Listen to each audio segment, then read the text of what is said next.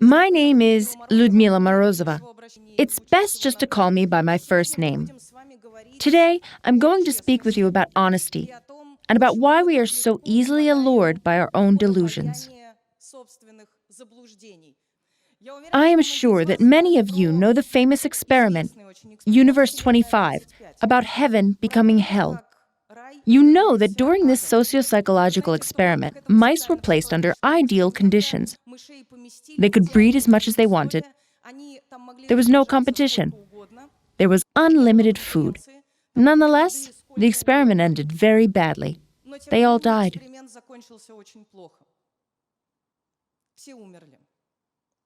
I asked the HR of a large company which had, at the time, recently undergone some renovation. The renovations were so effective that they were visited by 10 tax inspectors who said they just wanted to have a look. As you might imagine, they had sleep capsules there, special coffee ladies who, when you finished your cup of coffee, come up to you and politely ask if they can take it from you. They had special massage rooms and lots of other nice things. I asked the company's HR department, "I assume your employees are very happy." She said, "Let me show you something." And she showed me the chat with employees on her phone, where there were no thank yous, there was no enthusiasm, but there were two phrases which amazed me. One of them was something like, "Dear Olga," let's say her name is. "Yesterday, I was having lunch in the cafeteria, which, as you know, is free of charge and full of food.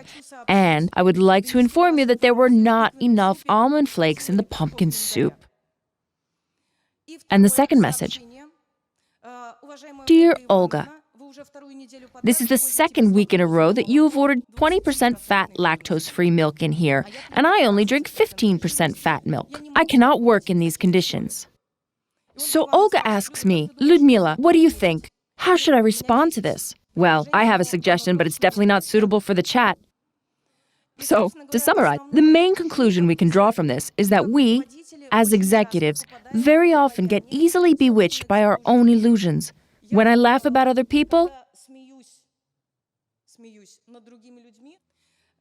I laugh about myself first. So, one time, as head of the company, I unexpectedly came up with what I thought was a genius idea. I decided that if we increase the number of sales managers, our sales will increase dramatically. It seemed so obvious that the only thing left to do was to actually make the managerial decision. Suddenly, my colleague Tatiana Andreeva appeared. She's the most unpleasant person in my life because she always tells me the truth, and she irritates me to no end, but really, for this reason, she's my best friend. So, Tatiana said to me, "Ludmila, let's do some calculations before you make that managerial decision." So we began calculating. Essentially, we gathered this data, we did the calculations and discovered this. It wasn't a difficult task, it's just the number of sales managers, the average price per training day, the number of training days, the number of trainers, the number of evening training sessions, and the costs of marketing and revenue. Tatiana took this information and had a think. Well, Tatiana spent a long time thinking and calculating.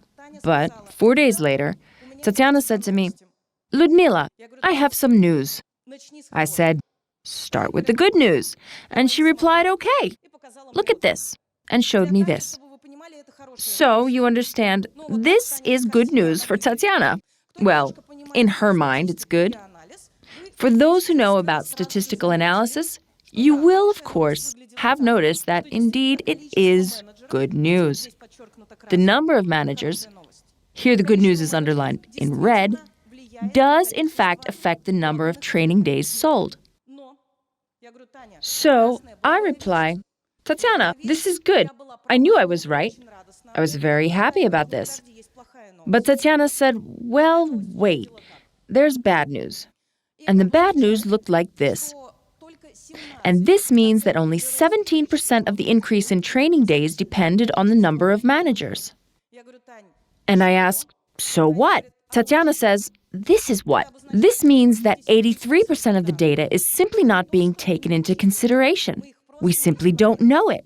But I, as the manager, was absolutely sure that more managers would increase our revenue." Do we have any managers here? Great. Dear colleagues, as you know, it's between seasons in St. Petersburg, and the schizophrenics have their active days, so to say. Managers do as well. I'm sure you read lots of motivational books. And suddenly, you have loads of bright ideas. Some of them are so bright that after finishing another book at 3 a.m., you send a text to all your employees at 4 a.m. saying that you'll be waiting for everybody at 6 a.m. for a meeting where you'll tell them about it. And you actually bring some new idea to the company. Newcomers are always happy about this because they think, yes, it's good to do things differently. But the older people's reaction will be something like, all right, we need to wait a week. It'll get better in a week. No sudden movements. My second delusion looks something like this. I gathered all sales managers and told them that they had gotten out of hand. I knew what we had to do to sell more. We need more cold calls. They said, how many? I said 50 per day. That should do it. Unpleasant Tatiana shows up again and says, let me do the calculations again. And I said, all right, calculate away. 4 days later, Tatiana shows up and says, I have news. I say, start with the good news. But she says, this time, there's only bad news.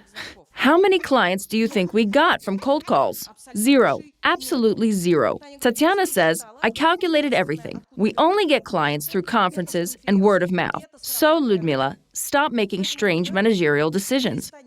But, dear colleagues, I like these decisions. And I'm sure that many of you, especially the managers, love, peace on earth, active workers, and so on. You all know perfectly well that each of you, as a manager, becomes entranced by your own inner theater. So that you understand, this is a psychiatric term. Imaginary friends and inner theater are very close to one another. And I assure you, the more charismatic, confident, and involved you are, the stronger your inner theater is. And now we'll perform a simple experiment. Please, let me ask you to get into pairs. You're not picking a partner for the rest of your life, so make it quick, very quick. Find a partner. A simple experiment. So, friends, let's all hold hands. And if you found a partner, just raise your hands together like this, so that I can see. Great.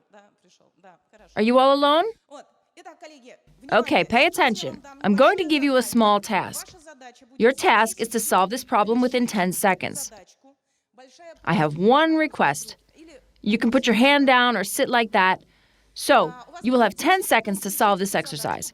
My one request, those who know the solution, please leave the joy of discovery to other people. One after the other, 3 tortoises are walking along. One tortoise says, 2 tortoises are behind me. The second tortoise says, 1 tortoise is in front of me, and 1 tortoise is behind me. The last tortoise says, there are 4 tortoises behind me. Colleagues, please, how is this possible? You've got 10 seconds to solve this task in pairs. Colleagues, thank you. Thanks. Time's up. So, people in the first row, your solution? There's a mirror behind them. Obviously, this is incorrect. The third tortoise is lying. This is the next problem of why we get entranced. You all know and remember the series Liars All. By the way, he added that it doesn't matter because nobody listens to anyone, and when we work with other people... By the way, has anybody performed surveys on involvement? All these great stories? Well, colleagues, people lie. Furthermore, we often believe that what we say is understandable and clear, and that our colleagues should share our excitement.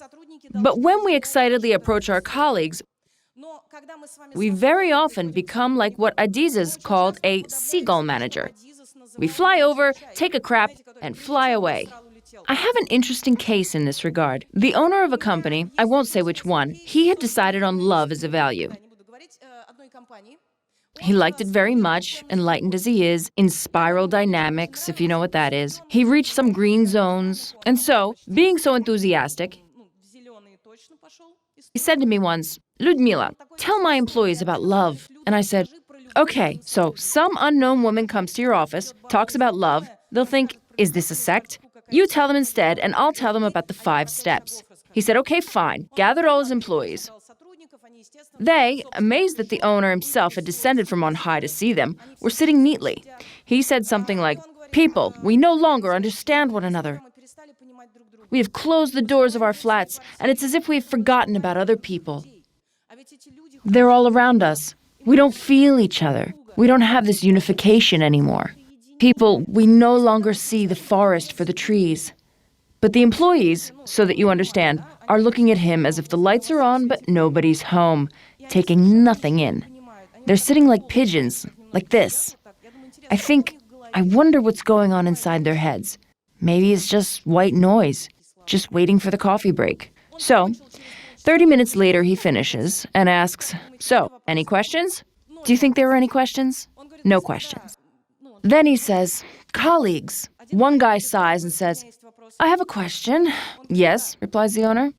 The guy asks, is the dress code changing?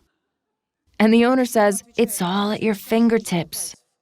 So, some executives do behave like this. Seagull managers usually laugh at this point. Next, I pulled him from the room and asked what I should do with them now. I went back in, and they were sitting there, as they were before, and asking, what's going on? I say, listen, there's nothing to be concerned about. We're just correcting the business process a bit. We'll smile a bit wider to the client. Nothing scary. They said, thank God, because it wasn't clear at all. By the way, when I'm laughing at others, I'm laughing at myself. The wise one, right? I'm the biggest seagull manager of all. So, colleagues, in effect, the mind plays only with its projections. And as you remember, Nassim Taleb said, lawyers rely on laws, mathematicians rely on numbers, and only idiots rely on words. Therefore, in my opinion, it's time to learn how to calculate and measure your business and to break your illusions of utopia. By the way, a lot of people understand that they need to work with numbers, so they start collecting them like it's their last chance. They even learn how to make correlations. But then they receive asinine results like these. So, if you look at this graph, you'll see that during these years, there was an absolutely clear relationship between the number of people who drowned in swimming pools and the number of films starring Nicolas Cage. And, although you may have a very positive opinion of this actor, looking at the graph, you may start to think, well, maybe he should retire. Many people, humanists, when they find these statistics, they're so fascinated by it all that they create a correlation, even when there is none. And then they collect lots and lots of data and have lots of fun playing with it all. Therefore, dear colleagues, there are illusions here as well. What is a norm?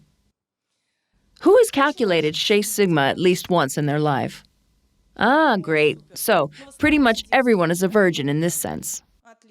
Very good. Obviously, in order to learn to consider and make unbiased managerial decisions, let's look at what the manager does. By the way, does anyone here manage sales in some form or another? Ah, nice. So, you know that your favorite task is looking at graphs. Managers love looking at graphs, and it's basically the meaning of their lives.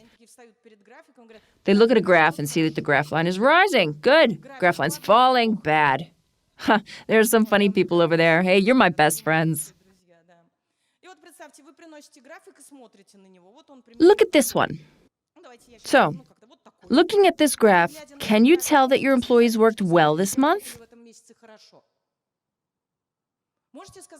Can you say they did badly?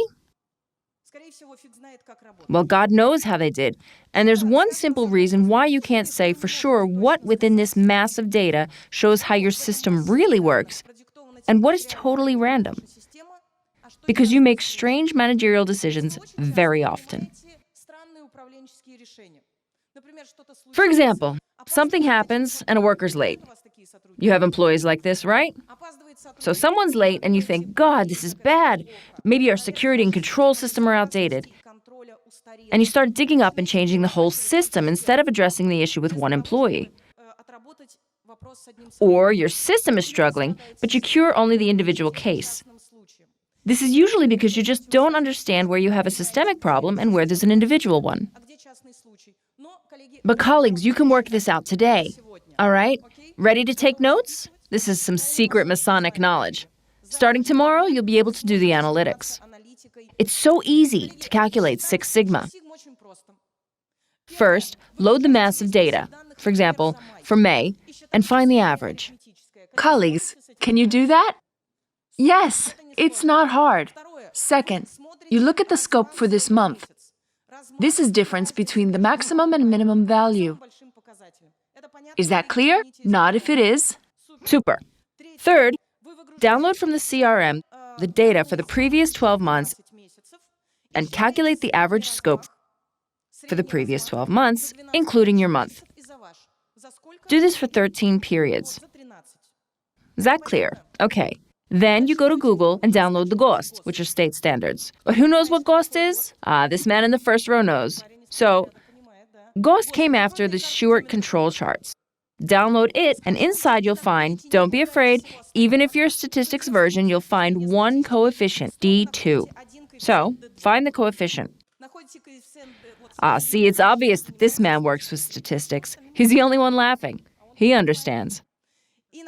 So, you find the D2 coefficient for your N, which is the number of months for which you are looking for the average scope. After this, is everything clear? Breathe, please breathe. We divide the average scope by D2, and we put aside what we get from the average. 3 sigma, we call it, to one side, and 3 sigma to the other side. But for those colleagues who no longer understand anything, you can ask me in the break and I'll explain it to you. Finally, all the figures that fit within the bounds of Six Sigma are how your system is working in reality. All the figures left outside the bounds of normal distribution are random events. When you look at this, you can at least begin to take some measured managerial decisions and stop behaving like a seagull manager. And of course, colleagues, the most important thing that I want to tell you, behind all these figures, and by the way, this is how it looks. It's quite beautiful, really. Please, colleagues, don't kill your humanity. Figures are figures, but humans remain humans. Thank you very much, my dear colleagues. May the force be with us.